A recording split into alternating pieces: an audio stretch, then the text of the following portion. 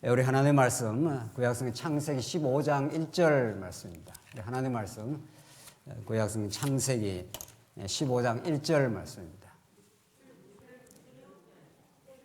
출애굽기입니다. 죄송합니다.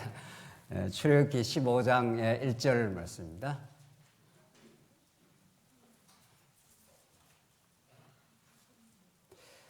출애굽기 15장 1절 말씀입니다. 차이신 줄 알고 봉독 드리겠습니다. 이때 모세와 이스라엘 자손이 이 노래로 여호와께 노래하니 일렀으되 내가 여호와를 찬송하리니 그는 높고 영화로우시며 말과 그 탄자를 바다에 던지셨음이로다. 여호와는 나의 힘이요 노래시며 나의 구원이시로다. 그는 나의 하나님이시니 내가 그를 찬송할 것이요 내 아버지의 하나님이시니 내가 그를 높이리이다. 여호와는 용사시니 여호와는 그의 이름이시로다. 우선 3절까지 봉독드렸습니다.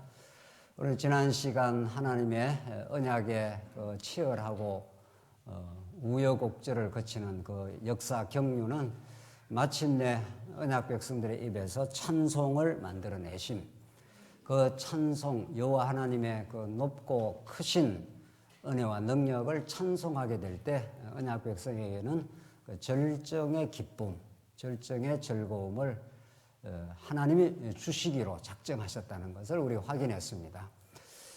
이 출애굽기에 창세기부터 개진되는 출애굽기의 그 구비구비의 그 역사가 이런 하나님의 크심, 하나님의 위대하심, 하나님의 그 긍휼과 자비하심, 그런 하나님의 성품을, 그 속성을 우리에게 잘 가르쳐주고 오늘 15장 전체 내용이 15장 18절까지 내용이 이제 모세와 이스라엘 백성들이 그 역사 경륜을 통해서 이제 확인한 겁니다. 하나님 정말 이러신 분이구나. 정말 여호와 하나님이시구나.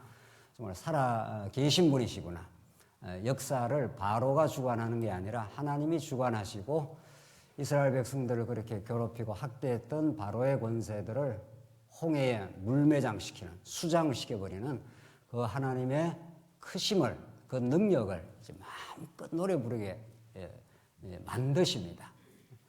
그래서 우리가 늘 강조하는 대로 이 언약의 말씀은 찬양을 만드는 바탕이다. 그 원천이라는 겁니다. 그래서 여러분과 제 기쁨의 삶, 진정으로 이 고난 많은 이 세상에서 참된 기쁨과 즐거움은 하나님이 주시는 선물입니다. 오늘 이 자리가 그러합니다. 우리는 이렇게 코로나 중에라도 이렇게 함께 모여서 하나님의 말씀을 듣고 찬양하지만 세계 도처에 들리는 소식은 그렇지 않습니다. 지금 중국 전역은 점점 교회를 옥조이고 들어오고 예배 모임을 아주 탄압하는 그런 형국이어서 거의 많은 한국 선교사님들이 추방당했고 지금 현지 교회들도 어려움을 겪고 있습니다.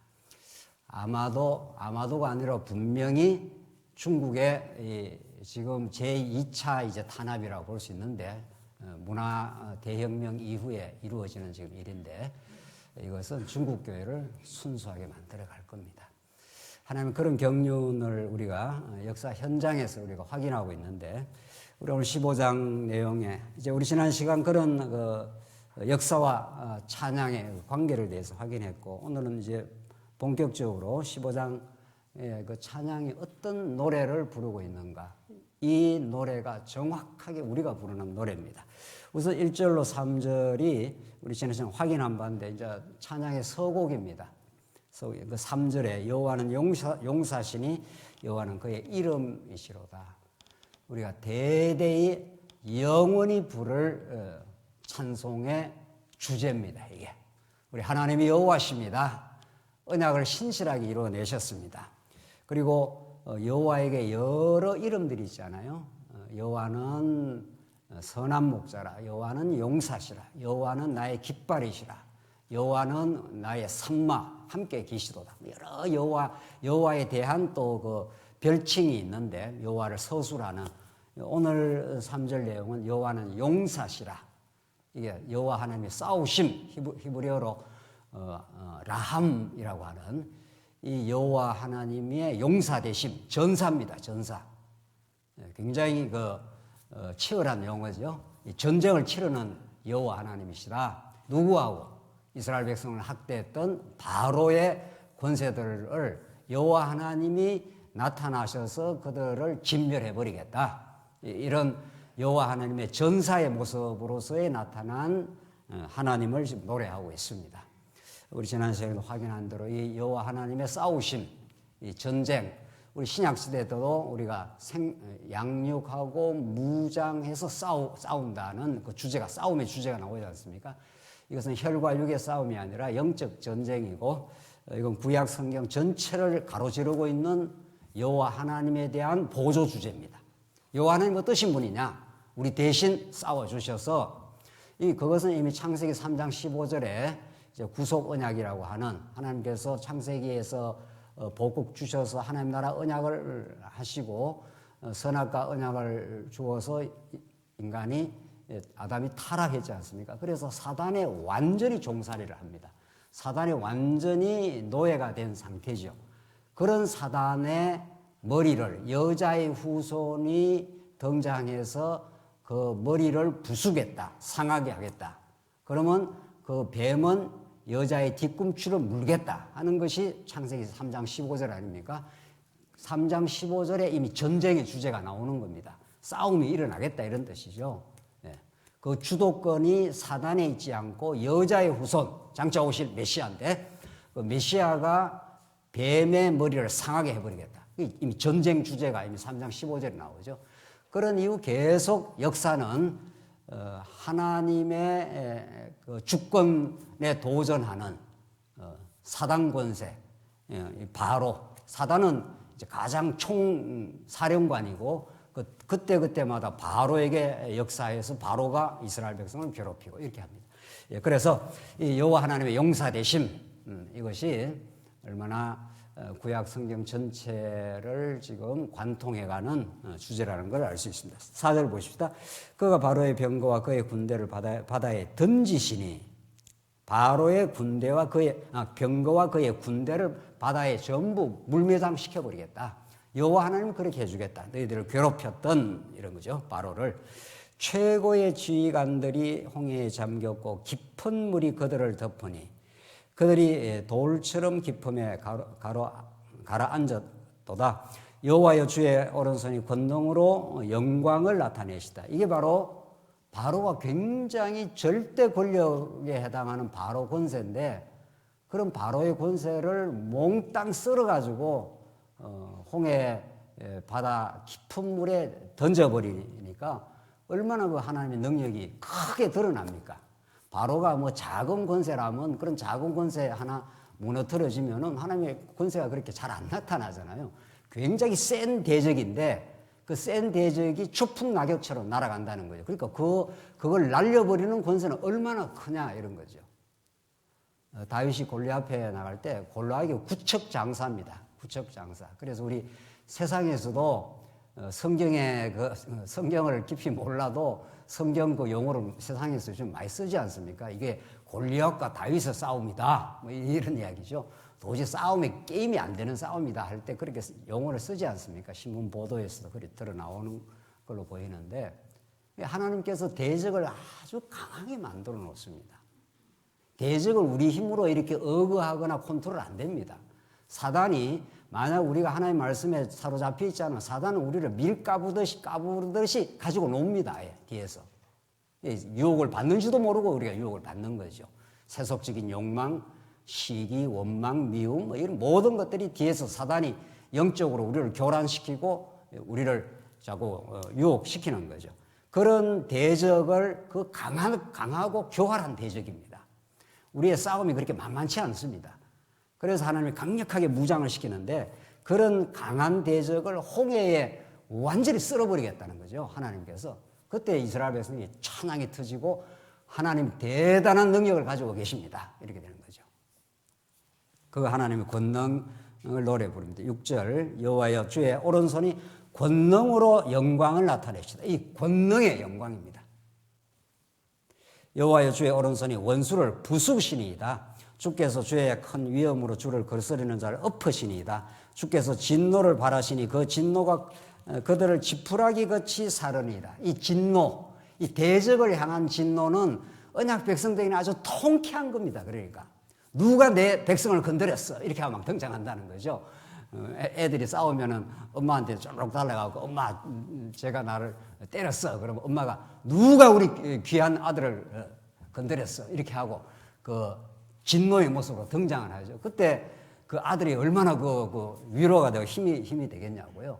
하나님은 대적에게는 강한 진노로 나타나고 언약 백성들에게는 때리기는 하지만 따뜻한 위로로 등장하시는 분 이런 거죠. 전혀 다른 거죠. 그래서 하나님께서 이때 말하는 진노는 아주 통쾌한 진노입니다.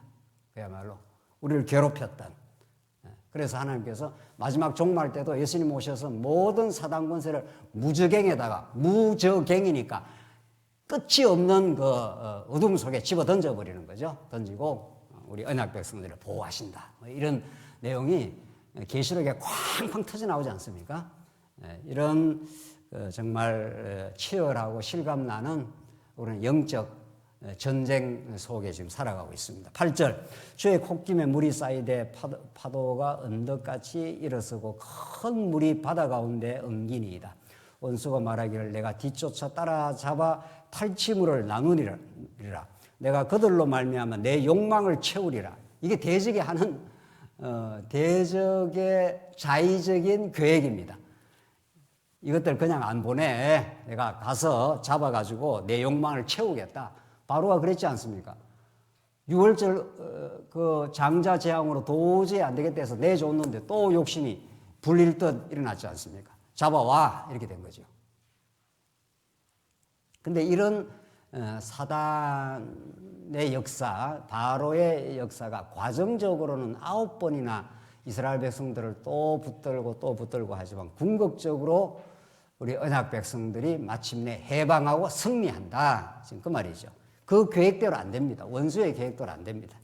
그 10절 보시면은 주께서 바람을 일으키심에 바다가 그들을 덮으니 그들이 거센 물에 납같이 잠겼나이다. 그래서 참 사단 권세가 우는 사자처럼 우리 교회 주위를 배회하고 또 우리를 많이 괴롭히기도 합니다. 우리가 늘 평강을 누리는 것이 아닙니다. 우리 이 땅에 이 고난 많은 어려운 세상 속에 따지고 보면은 고난이 구조화되어 있습니다. 삶의 고난은 하나님께서 이 세상을 광야로 지어놨기 때문에 어떤 인생도 룰룰랄라 하는 그런 인생은 없습니다.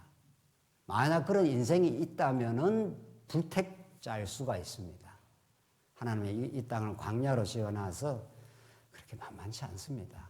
그러나 그 속에서 놀라운 하나님의 위로하심, 함께 동행하심, 그 진리의 깨달음, 하나님께서 이 세상 구조를 그렇게 만들어 놓으시고 찬양을 이제 만들어 내시는 거죠. 그 찬양이 터지려면은 그 골짜기가 깊어야 산이 높게 되어 있습니다. 지금 그런 하나님의 노래를 지금 부르고 있는 거죠. 자, 11절에 보시면 이제 11절부터는 이렇게 하나님께서 홍해에서 물매장을 시키고 이스라엘 백성을 구원하시고 찬양을 만드신 하나님이 미래를 노래합니다. 그러니까 오늘 15장, 오늘 여기에 나오는 모세와 이스라엘의 찬양은 예언적 찬양의 의미를 또 갖고 있습니다. 이미 이루어진 하나님이 행하신 구원의 역사를 보고 찬양하는 내용도 있지만 앞으로 하나님께서 이렇게 하실 것이다. 그 과거, 현재, 미래를 이렇게 통괄하고 있는 하나님의 역사와 하나님의 주관하심, 이걸 노래 부르고 있는 거죠. 한번 보십시다. 11절 여호와의 신중에 주 같은 자가 누구이니까? 그 유일하신 신 한 분 당신이십니다. 이런 말이죠. 주와 같이 거룩함으로 영광스러우며 찬송할 만할 위엄이 있으며 기이한 일을 행하는 자가 누구니까? 아무도 하나님이 하시는 그런 기이한 일, 놀라운 일을 할 수가 없습니다. 12절 주께서 오른손을 드신 즉 땅이 그들을 삼켰나이다. 주의 인자하심으로 나옵니다. 하나님의 권능과 인자하심, 이게 성경의 속성의 두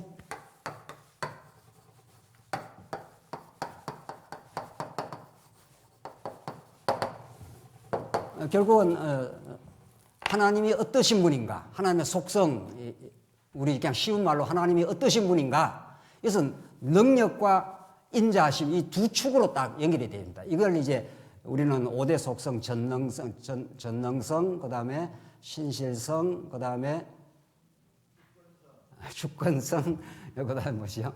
예, 영원성, 자비성. 이제 이렇게 5개로 물론 더 나눌 수 있습니다만 더 크게 쫙 나누면은 이제 주권 이런 거는 이제 능력이 실현하는 방식이 주권이니까 크게는 이제 능력과 인자하심, 히브리어로 헤세드라고 하는 언약적 사랑입니다. 그러니까 성경은 점점 복잡한 여러 이야기를 하는 것들을 이렇게 압축하면은 너무 간결하고 단순합니다, 사실은. 그러니까 이 성경이 쉬운 말씀인 거죠. 기쁜 소식이 되는 거죠. 무슨 소식이 들려오는데 복잡하면 그게 반응이 되겠냐고요. 우리가 저 강한 이번에 터키와 배구에서 이겼다 이런 아주 간단한 소식입니다. 근데 그것이 얼마나 우여곡절의 그 과정을 거쳐가지고 결과에 이르게 된다는 거죠. 하나님의 속성은 결국 여러분과 제가 천국 가서 부르는 노래는 하나님이 대단하십니다 이거죠. 능력이라는 능력은 당신이 다 가지고 계십니다. 이게 첫 번째 우리 찬송이고, 근데 능력 많으신 그분이 능력만 많고 인자하심이 없으면 폭군이 되는 거죠. 그렇죠? 히틀러라든가 스탈린이라든가는 이 권력을 쥐었기 때문에 능력을 쥐었지 않습니까? 얼마나 많은 사람을 괴롭히고 죽이고 그렇게 했지 않습니까? 능력만 많으면 안 됩니다. 능력이 많은데 자애롭다는 겁니다. 이 두 가지가 조화된다는 게 정말로 쉬운 일이 아닌 거죠. 사람도 그렇잖아요. 좀 따뜻한 사람은 있는데 능력이 별로 없거나 능력은 많은데 부드럽고 따뜻하지 않거나 이 두 개를 조화하기 어렵습니다, 사실은. 하나님만 완전하신 분입니다.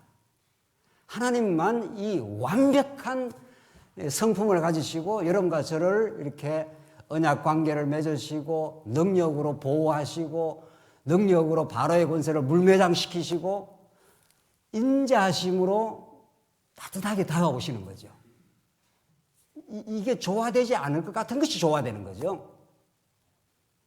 여러분들 그 엄청난 오케스트라 교향악단 그런 걸 구경 가면은 그 얼마나 막 장음하고 강력하고 막 그 교향악단이 교향곡을 말할 때 굉장히 막 장렬하게 나올 때가 있지만 또 그 다음에는 사계처럼 아주 그 잔잔하게 정말 감미롭게 그 교향곡이 진행이 됩니다.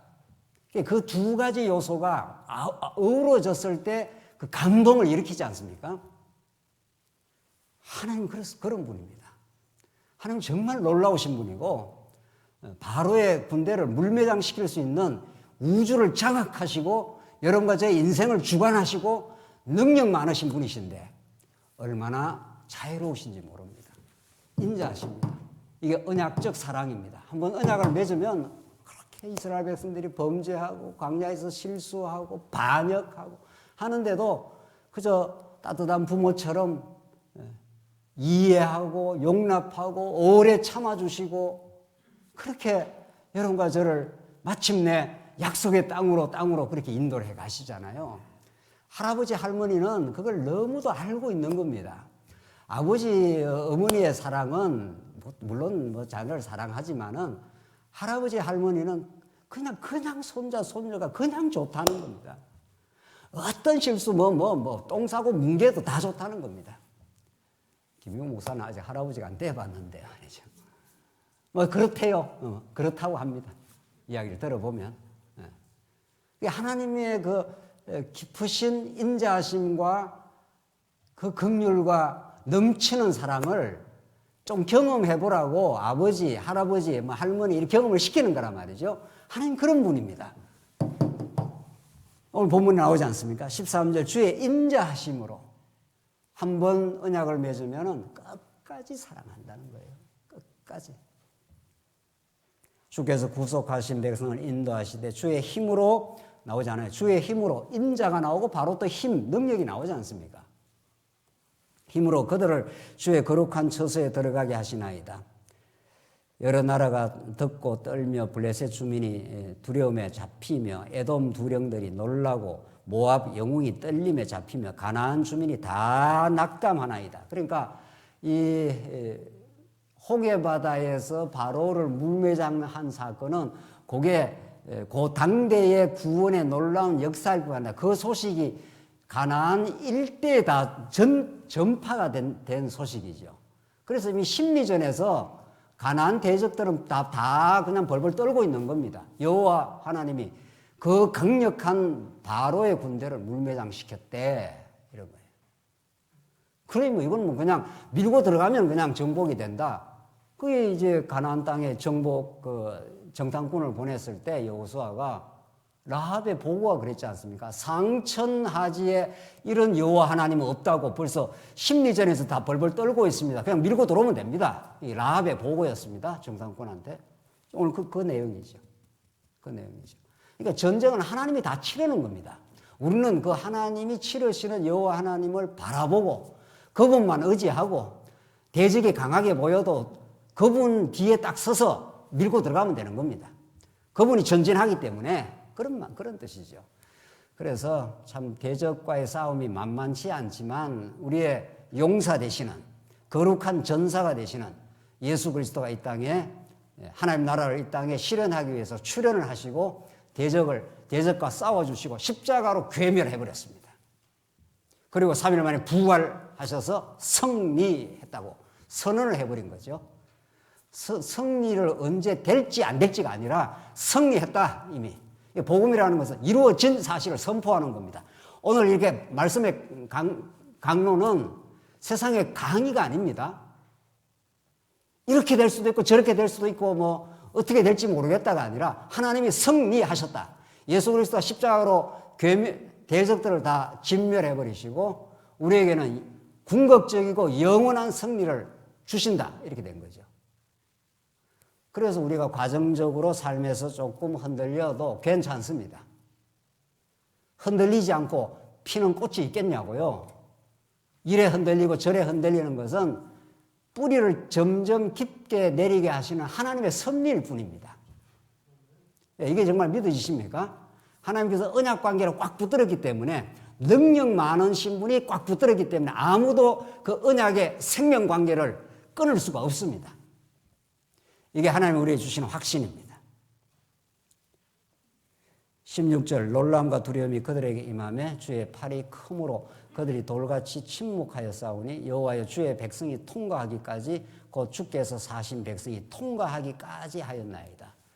다 그 대적들을 에돔이 가로막고 했지만 그걸 다 통과해서 가나안 땅까지 통과하기까지 하나님이 인자하심이 그 자애로우신 하나님의 손길이 그들을 붙들고 해서 하나님 결국은 가나안 땅까지 미래에 가게 할 것입니다. 그 여호와를 미리 찬양을 하고 있는 겁니다. 이걸 믿음이라고 합니다. 믿음은 바라는 것에 어떻게 해요? 실상이요. 그러니까 이미 홍해 바다를 통과한 이스라엘 백성은 가나안 땅을 갈지 안 갈지가 아닙니다. 이미 약속대로 홍해 바다를 통과했지 않습니까? 그 한 번 큰 사건은 앞으로 되어질 모든 이방 대적들이 에돔이 포진하고 가는 곳곳마다 대적이 있지만 결국은 다 통과해서 가나안 땅에 들어간다 이 말이죠. 이미 들어갈 것을 지금 노래 부르고 있는 거죠.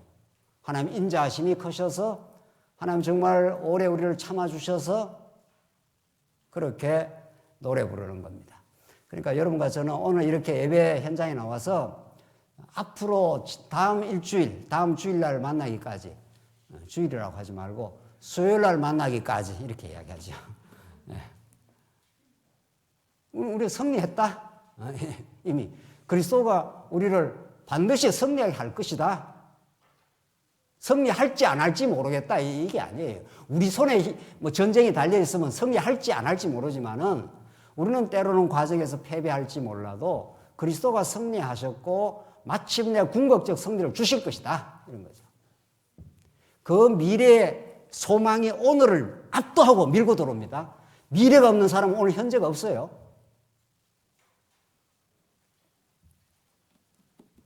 그래서 이 미래의식이라는 거, 미래에 하나님이 어떻게 하실 것이라는 그 소망이 오늘을 살아가는 결정적 변수입니다. 사랑하는 성도님들, 우리 택한 성도는 오늘로 살지 않습니다. 미래의 약속의 성취를 바라보고 오늘로 사는 거죠. 우리는 다 이루 말할 수 없는 오늘 고난의 시간들을 통과하고 있습니다.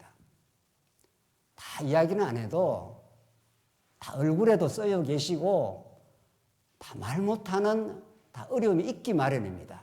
그 어려운 척박한 오늘의 현실을 무엇으로 이겨냅니까? 내가 뭐 용 쓴다고 이겨내지 않습니다. 하나님이 구조화된 이 고난의 삶 속으로 밀고 들어갈 때는 우리가 빠져나가기 어렵습니다. 이스라엘 백성들을 가까운 길이 있는데 가까운 길로 인도 안 하고 확 꺾어가지고 돌려가지고 홍해바다와 뒤에는 바로를 압박해가지고 마음을 강박해서 꼼짝달싹 못하는 구조적으로 고난의 땅으로 하나님 몰고 가십니다. 왜? 하늘길을 열어놓았기 때문에 그렇습니다. 바닷길을 열어놓습니다. 우리가 길을 개척하는 게 아닙니다. 만약 아직도 우리가 그렇게 생각을 한다면 하나님이 진짜 커다란 장벽에 부딪히게 할 겁니다. 틀림없이. 아, 이건 어쩔 수 없구나. 이거 어떻게 손발이 묶여서 어떻게 할 수가 없구나. 이게 하나님이 광야 길을 인도하시는 방식입니다. 17절의 결론입니다. 오늘 17절, 18절을 읽으면 결국 하나님을 그 노래하는 하나님의 성품, 그 속성을 노래하는 그 노래의 귀결이 어떤가, 그 결론이 어떤가가 잘 나옵니다. 17절. 주께서 백성을 인도하사 그들을 주의 기업의 산에 심으리이다. 이 신의 산에 이제 곧 하나님께서 또 신의 산을 통과하여 그 가나안 땅에 여호와여 이는 주의 처소를 삼으시려고 예비하신 것이라. 주여 이것이 주의 손으로 세우신 뭐라고 그랬습니까? 성소입니다. 왜 여기 성소가 나옵니까? 성소가 성막을 상징하고 솔로몬에게는 성전이 되는 겁니다. 성소, 거룩한 자리입니다. 이걸 이 모세가 이렇게 기록을 하는 이유가 있지 않습니까? 하나님은 결국 이런 하나님을 우리는 노래에 부르게 되는데 하나님이 미래를 어떻게 인도하나? 가나안 땅을 넣겠다. 신의 산 거쳐서 가나안 땅을 넣겠다. 그것이 성소가 됩니다. 시편에 보면은 얼마나 많은 시편의 기자들이 그 성소를 찬양하는지 모릅니다. 성전을 노래 부르는지 모릅니다.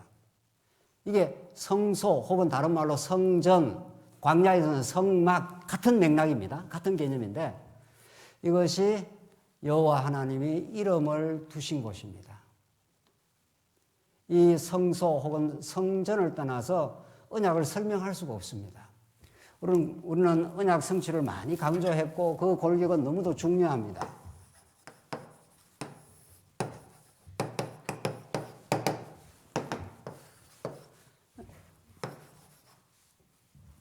언약 성취는 하나님의 살아계심의 정명입니다. 내가 한번 언약하면 내가 살아있어서 역사 가운데 성취해 이런 뜻이죠. 살아있어.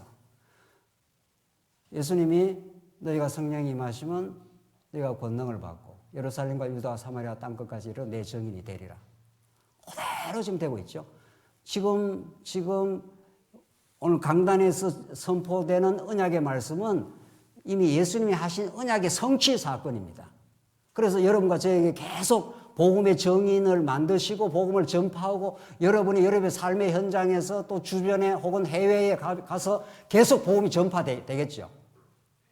그게 언약의 지금 성취 과정인데 그래서 언약 성취를 떠나서는 우리는 하나님의 살아계심을 우리는 깨달을 수가 없습니다. 그의 능력을 알 수가 없죠. 그런데 무엇을 언약했느냐 이제 이래 물어야 될 거 아니에요. 그렇죠? 오늘 본문을 더 보고 설명을 하죠. 18절입니다. 여호와께서 영원 무궁하도록 다스리이다 나옵니다. 영원 무궁하도록 다스림 혹은 한자말로 통치입니다. 이렇게 되어 있죠. 오늘 찬송의 내용은 하나님의 능력과 인자하신 여호와 하나님을 찬송하는데 그게 언약 성취가 역사가 만들어낸 하나님의 속성이죠. 하나님의 어떠하심입니다. 그런데 마지막 결론에 이 찬송의 내용에 결국은 이스라엘 백성들을 성소로 만들어주겠다. 그리고 하나님이 영원 무궁토록 영원한 찬송이죠. 영원 무궁토록. 이게 영원성 아닙니까? 이게 다 속성이 지금 나오고 있죠. 영원 무궁토록 다스려주겠다 했지 않습니까? 통치해주겠다 이런 뜻이죠. 이게 성소와 이 통치가 딱 묶여 있습니다. 이걸 우리가 충분히 이제 앞으로 출애굽기 뒤후반부로 가면서 충분히 이 부분에 대해서 이 복음적 의미에 대해서 우리가 노래하고 확인하고 또 확인하고 이게 복음입니다. 왜 이게 복음이 됩니까? 성소란 건 거룩한 자리, 이게 성전이란 말이죠. 하나님이 이스라엘 백성들을 성소로 만들어 주겠다는 겁니다. 어떤 이스라엘 백성들을 400년 종살이해서 완전히 죄로 얼그러져 있습니다. 나와서 반역하고 범죄하고 갈등하고 온통 죄악 덩어리입니다. 이스라엘 백성들은 애굽에서 나와서 40년 동안 그 옛사람을 계속 죽여가고 새사람을 키워가는 과정입니다. 옛사람이 죄인됨을 드러내고 예수를 만나는 과정입니다. 40년 광야가. 그렇죠? 그걸 구약적으로 말하면은 성소입니다. 성전, 광야에서는 성막입니다. 이 거룩할 성자 아닙니까? 이 거룩할 성자. 이 거룩은 하나님의 절대 속성입니다. 이건 아무도 피조 인간이 가질 수가 없는 속성이고 하나님이 주시는 선물입니다. 그래서 여러분과 저를 뭐라 그러죠? 사도 바울이 성도라 그러지 않았어요. 물이 도자니까. 우리가 거룩한 무리가 된 겁니다. 이건 너무도 영광스럽고 황홀한 언어입니다. 여러분과 저를 하나님께서 붙들지 않았으면 지금도 세상 어느 구석에서 어떤 욕심을 부리고 어떤 불평과 원망과 탐욕과 거기에 얼걸어서 살지 모릅니다. 우리는. 그런데 하나님께서 예수 그리스도를 십자가에 언약대로 죽게 하시고 부활하셔서 온전히 우리를 구속해내시고 우리를 거룩한 백성이라. 이 영광스러운 이름을 불러주신 겁니다. 세상에 이것처럼 영광스러운 직함이 없습니다. 세상에 장관이 부럽지 않습니다. 세상에 장관이 그렇게 대단합니까? 국회의원이 그렇게 대단한 세상에 어떤 직함입니까? 국회의원 해봐야 4년 하기야 몇 해 더 하는 사람도 있긴 있습니다만 기껏해야 10수년입니다. 또 그게 대단한 인생의 알맹이를 주지도 않습니다. 하게 되면 하는 거지만 말이죠. 하나님 여러분과 저희를 우리의 어리석고 부패했던 우리 인생을 하나님께서 십자가의 피로 깨끗하게 덮으시고 온전하게 구속해내시고 우리를 죄 없다고 해주시고 거룩한 성도라고 해주신 겁니다. 이걸 할렐루야 하는 겁니다. 이걸 정말로. 그래서 시편은 전부 뒤로 가면 갈수록 새 노래를 우리가 부르자 할렐루야 할렐루야. 예. 호흡이 있는 자마다 영원히 찬송하리로다. 이게 시편 150편 마지막에 찬송의 내용입니다. 어쩌다 우리가 이렇게 황홀한 이름을 얻게 됐습니까? 너는 거룩해. 거룩한 백성이니까 거룩한 나라로 가는 겁니다.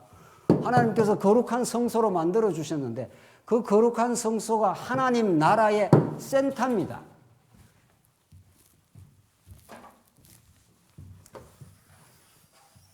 느헤미야 때 이렇게 성전을 짓고 이렇게 성곽을 짓지 않습니까? 이 성곽이 나라의 울타리고 성전이 센터입니다. 그러니까 성전이 없는 이스라엘 나라를 우리는 상상할 수 없습니다. 그래서 하나님께서 다윗에게 다윗 왕국을 이루고 네 아들 솔로몬을 통해서 어떻게 한다고 그랬습니까? 성전을 지어주겠다. 성전에서 내가 이름을 두고 너희들이 실수하고 범죄하면 양을 한 마리 가져와. 그러면 내가 다시 용서해줘. 나는 너의 하나님이고 너는 나의 백성이야. 나는 너의 아버지가 되고 너는 나의 뭐라고요? 아들이야. 아들을 짓밟는 아버지는 없는 겁니다. 아들이 실수 좀 하고 돈 탕진하고 해도 아버지는 안타깝게 보지 그놈을 집에서 내치지 않습니다. 이 복음의 위대한 사랑 말이죠.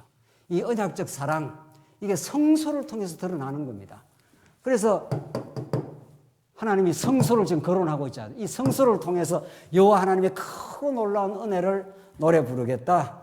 이것이 주의 손으로 세우신 성소로소이다.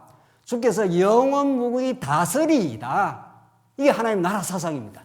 하나님 영원히 우리를 뭘 언약을 했냐? 이거 우리가 알 필요가 있지 않습니까? 하나님께서 무슨 언약을 하셨는지 하나님 나라 언약을 했다는 겁니다. 하나님 나라 언약의 실현이 모세 언약에서 성전을 주시겠다 이런 뜻입니다.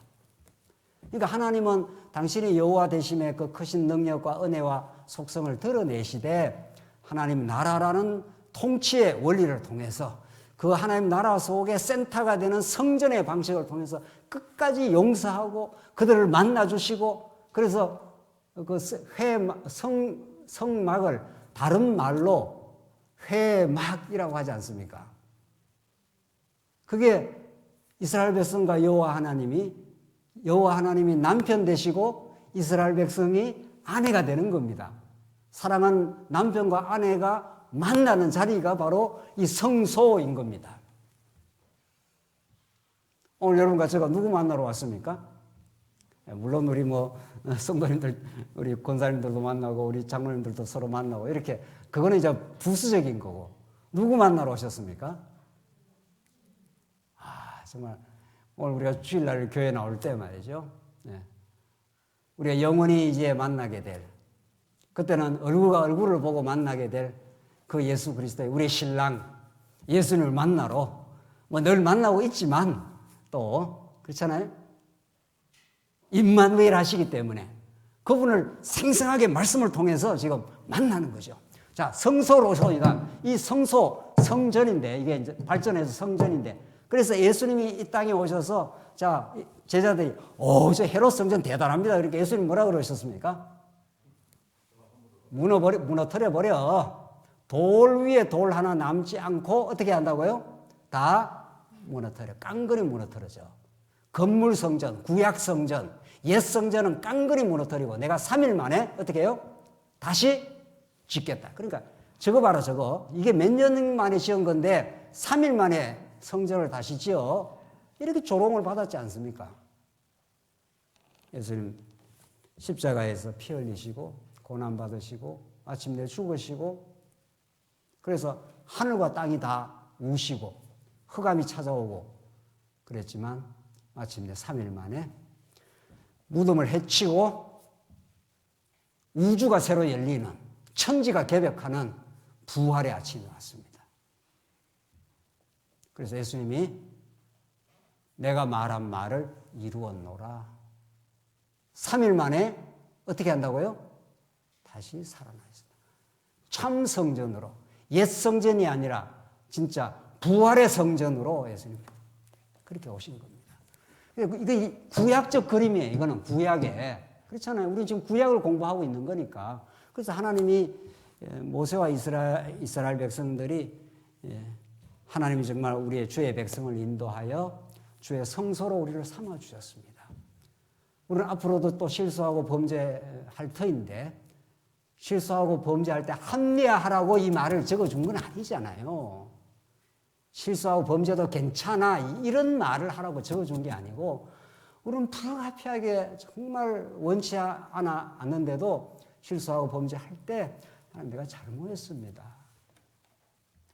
잘못했습니다라고 고백하라고 우리가 하나님의 섭리를 살아가지 실수하고 잘못해서 뻔뻔하라고 하지는 않았단 말이죠. 하나님 내가 참 잘못했습니다. 하나님만 찬양하고 그렇게 살고 싶지만 육신의 소욕이 약해서 아직은 우리가 실수했습니다. 그렇게 실수를 고백하는 그 자리에 하나님의 용서와 하나님의 무한한 깨달음이 찾아오는 거죠. 우리 인생과 우리 교회 모든 역사 속에서 하나님 이런 참 잘못했습니다. 괜찮아. 그때 하나님이 괜찮아라는 그 하늘의 음성이 성전의 방식으로 예수 그리스도의 심장을 뚫고 우리 안에 찾아오시는 그리스도의 마음으로 찾아오시는 거죠. 괜찮아. 내가 있잖아. 이렇게 해주신다는 겁니다. 뻔뻔하게 그러면 그 음성이 안 들리는 겁니다. 문제는 하나님이 끝없이 사랑하시는데 뭐 죄도 지어도 괜찮지 뭐. 네가 잘못했잖아. 나는 잘못한 거 없어. 빡빡 우기고 그러면은 그 우기는 마음속에는 하늘 음성이 안 들리지 않습니까? 하나님, 우리가 잘못했습니다. 우리가 어리석었습니다. 이라고 하나님 앞에 거꾸러지고 하나님 앞에 고백하고 하나님 앞에 나아가는 그 자리에 하늘에 왕왕 울리는 음성이, 그 자애로운 음성이, 내가 너를 십자가에서 다 용서했어. 다시 일어나. 우리는 다시 일어나 설 수 있어. 이렇게 그 용서와 그 격려와 그 무한한 하나님의 덮어주심이 그때 비로소 들립니다. 우리 말씀. 사랑하는 성도님들, 이 하나님의 말씀은 온 우주에 꽉 차 있다고 그럽니다. 오늘 이 말씀을 통해서 목사의 이 소리를 통해서만 전달되는 게 아닙니다. 온 우주가 하나님의 용서와 사랑, 그 하나님의 이 우주를 돌보고 계심, 그 우주 가운데 언약 백성들을 다스리고 돌보고 계시는 그 하나님의 섭리가 언제나 있는 겁니다. 가을이 짙어가는데 단풍철이 찾아왔습니다. 단풍이 아름답게 물들 때, 밤이 아름답게 정말 알토란스럽게 그 밤이 맺힐 때 하나님이 역사 안 하면 그게 될 수가 없는 일입니다. 밤주우러 안 가보셨습니까? 세상에 그 까칠한 밤송이 안에 어떻게 그 밤이 들어있습니까? 세상에. 누구의 작품이냐고요. 하나님의 능력과 하나님의 돌보심이 아니면 그런 일이 일어날 수가 없습니다. 그래서 여러분과 저는 이 말씀을 듣고 영적으로 깨어나기 시작하면 만사가 환희요, 만사가 새로운 깨달음이요, 충격이요, 기쁨이요, 이렇습니다. 그 잔잔한 새로운 깨달음, 자고 일어나서 우리가 살아있다는 그 환희와 기쁨, 우주 가운데 하나님의 돌보심, 은혜로우심, 특별히 언약 백성과 함께 하시니 언제나 함께 하십니다. 우리가 둔탁해서 우리가 우이고 우리가 뻗치고 해서 우리가 못 깨달을 뿐입니다. 그것도 하나님의 큰 뜻 경륜 속에 있는 거지만은 그렇지 않습니까? 그래서 하나님 앞에 자꾸 이렇게 말씀을 듣고 하나님 성소로 나아갈 때, 성소는 자기가 죄 없다고 우기는 사람은 성소 안 나갑니다. 절대로 안 나갑니다. 성소는 누가 나가게 됩니까? 범죄하고 몸부림치고 괴로워하는 영혼들이 성소로 예수님 앞으로 그렇게 나아가게 되어 있습니다. 19절 미리암의 찬송으로 후렴구가 있습니다. 후렴구가 있고 22절로 넘어갑니다. 그 21절만 읽어볼까요? 미리암이 그들에게 화답하여 이르되 너희는 여호와를 찬송하라. 후렴구처럼 한번 찬송을 하고 22절로 넘어가면 모세가 홍해에서 이스라엘을 인도함에 그들이 나와서 수르 광야로 들어가서 거기서 살 길을 걸었으나 물을 얻지 못하고 마라에 이르러 그곳 물이 써서 마시지 못하겠으므로 그 이름을 마라라, 쓴 것이라 하리라. 쓰다 이런 뜻인데, 백성이 모세에게 원망하여 이르되 우리가 무엇을 마실까 하매 모세가 여호와께 부르짖었더니 여호와께서 그에게 한 나무를 가르치시니 그가 물에 던지니 물이 달게 되었더라. 거기서 여호와께서 그들을 위하여 법도와 율례를 정하시고 그들을 시험하실세 이르시되 너희가 너희 하나님 나 여호와의 말을 들어 순종하고 내가 보기에 의를 행하며 내 계명에 귀를 기울이며 내 모든 규례를 지키면 내가 애굽 사람에게 내린 모든 질병 중 하나도 너희에게 내리지 아니하리니 나는 너희를 치료하는 여호와임이라. 그들이 엘림에 이르니 거기에 물샘 12과 종려나무 이런 그루가 있는지라. 거기서 그들이 그 물 곁에 장막을 치니라. 오늘 이 본문이 앞에 찬송과 고난의 시작입니다. 새로운 고난의 시작인데 이 둘 관계를 어떻게 우리가 이해하느냐로 오늘 결론을 짓겠습니다. 이 부분을 우리가 얼마나 바르게 잘 이해하는 것이 정말 하나님을 하나님답게 이해하고 우리 인생의 고난의 삶을 잘 소화할 수가 있습니다. 자, 쉽게 말하면 큰 놀라운 찬송이 터졌지 않습니까? 호계바다를 건너고. 그리고 사흘길을 지났는데 이제 찬송을 하고 사흘길이 지났는데 뭐가 찾아온 겁니까? 예. 어떻게 부정할 수 없는 삶의 현실이 찾아온 겁니다. 그래서 뭐 제가 가끔 결혼식 주례 때 그 말을 꼭 했으면 좋겠는데 너무 결혼식 분위기를 썰렁하게 할까 싶어서 제가 입이 달싹달싹하다 못하는데 오늘이 여러분들의 절정의 날입니다. 뭐 이렇게 이제 주례사를 하는 거죠. 예. 오늘처럼 아름답고 행복한 날은 없을 겁니다. 조금 지나면 차가운 현실이 다가올 겁니다. 뭐 이렇게 예. 이제 헤쳐나가야 될 막막한 현실이 찾아올 수도 있습니다. 뭐 이렇게 시작이 되는 거죠. 오늘 본문이 그렇습니다. 찬송 한번 크게 한다고 모든 인생 문제가 일거에 해결되지 않습니다. 이걸 우리가 하나님의 현실로 받아들일 이유가 있습니다. 정말. 뭐 인생 문제 대박하면 났다고 인생 문제가 깨끗하게 정리되지 않습니다. 죽는 날까지 또 문제에 봉착하게 될 거고 또 늙음이라는 주제에 봉착하게 될 거고 질병이라는 무시무시한 현실에 봉착할지도 모릅니다. 젊을 때는 몸이 자유롭다고 합니다. 이제 60 지나고 70 지나면 몸이 짐덩어리라고 합니다. 그렇죠? 우리 권사님들, 연세드신 우리 장로님들. 이 몸이 얼마나 젊을 때는 자유로웠습니까? 펄펄 날아다니고 뭐 하루 종일 뛰어다니도 자고 올라오면 거뜬한데 몸이 이제 짐이 되는 겁니다. 세상에 몸이 짐이 될 줄 누가 알았냐고요, 젊을 때. 이제 80 넘고 이제 96박 하면은 정말 몸이 짐입니다. 짐이 따로 없는 겁니다. 따로 뭐 덩짐을 지어야 짐이 아니고 움직이는 몸이 짐이 된다니까요. 그걸 누가 부정하겠냐고요. 하나님이 그렇게 이 광야를 고난으로 구조화시켜 놨습니다. 빤한 날이 없다고 그렇게 생각하고 사는 것이 성경적입니다. 그런데 빤한 날은 없는데 놀라운 날은 있습니다. 진리의 깨달음이 있습니다. 그 광야에 하나님이 한 번도 떠나가지 않습니다. 오늘 이 마라의 쓴물과 단물은 그걸 너무도 잘 보여줍니다. 사흘 길을 갔는데 물이 없어서 사흘 길을 가는데 마라를 만납니다. 이 쓰다 아주 쓴물을 만났습니다. 원망하겠습니까? 안 하겠습니까? 이걸 합법적 원망이라 그럽니다. 원망할 만합니다.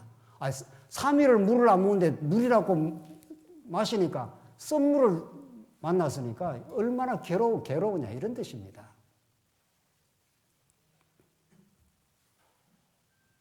그 썬물에 나무를 하나 집어 던졌습니다. 이 나무라는 게 너무 중요합니다. 나무를 하나 던지는데 신명기에 나무에 달린 자마다 뭐라고 했습니까? 저주를 받으리라. 그 십자가에 대한 그리스도에 대한 상징입니다. 나무를 던져 넣었더니 그 썬물이 뭘로 바뀌죠? 단물로 바뀝니다. 그래서 하나님께서 계명을 줘서 이 계명을 지키면 너희한테 애굽에서 준 질병을 안 줘. 여호와 하나님은 라파라, 치료하시는 하나님이라. 자, 앞에서는 여호와 하나님의 용사라 그랬지 않습니까? 지금 이제 광야부터는 여호와 하나님은 치료하시는 하나님. 치료라는 건 뭐를 전제를 합니까? 질병이 있다는 겁니다. 영적인 질병이 있다는 겁니다. 이스라엘 백성들이 범죄하고 반역하는 것이 다 영적인 질병들입니다.